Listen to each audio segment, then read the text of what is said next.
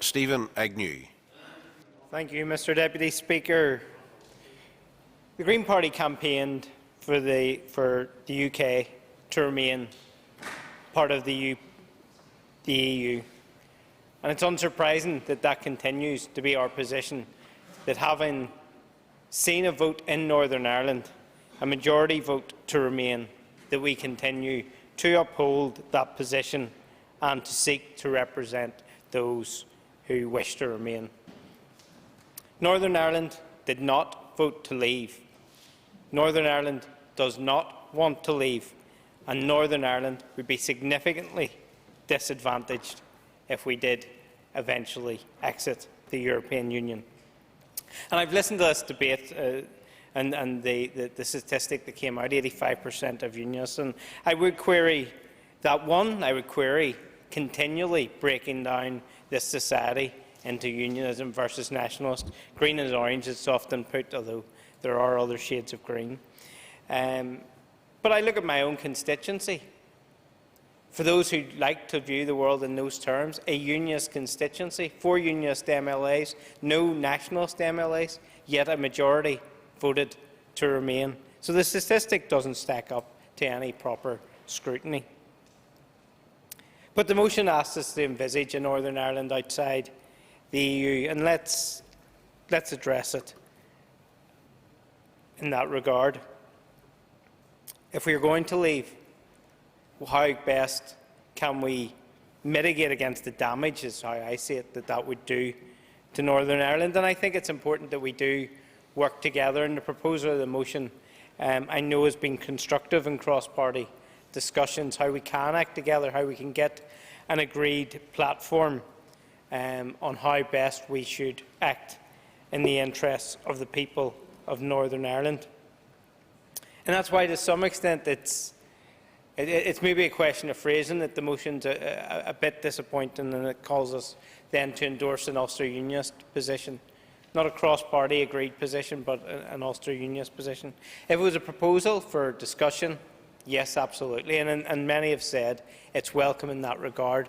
But I think seeking the endorsement at this stage is taking us a bit far. I'll address some of the aspects of it that I would have difficulty with. I think in terms of securing maximum funding for Northern Ireland, existing EU funding, I think we're going to get cross-party consensus on that type of issue. But then there's some genuine policy decisions we would have to make in post-Brexit if it were to happen. How do we want to address the issue of environmental protection? And I'm heartened by the call in this document for continued protection of our natural environment and our biodiversity. And I think, excellent, that's something we can agree to and we can sign up to. But the same document calls for Northern Ireland to be an enterprise zone with a deregulation of planning. Well, in general, those planning functions are there to protect our environment. So do we want to protect or do we want to deregulate? Because the two rarely go hand in hand. And in fact, explicitly, the document calls for protection of biodiversity, but then also calls for the scrapping of fishing quotas, which are designed precisely to protect our biodiversity. And again, we've had in Northern Ireland a debate about corporation tax, and I've long stood as an opponent, and the Green Party has long stood as an opponent to the proposed reduction in corporation tax, and we see further proposals to reduce taxation in this document. But at the same time, we call for more for Northern Ireland. So we go to the government and say, we want to give back less, but we want to take more. And whilst it's not a bad place to start, it's not a bad ask. I don't think anyone here would disagree with us paying less in and getting more back. But I suspect we have to anticipate the possibility that the British government will not be predisposed to that argument.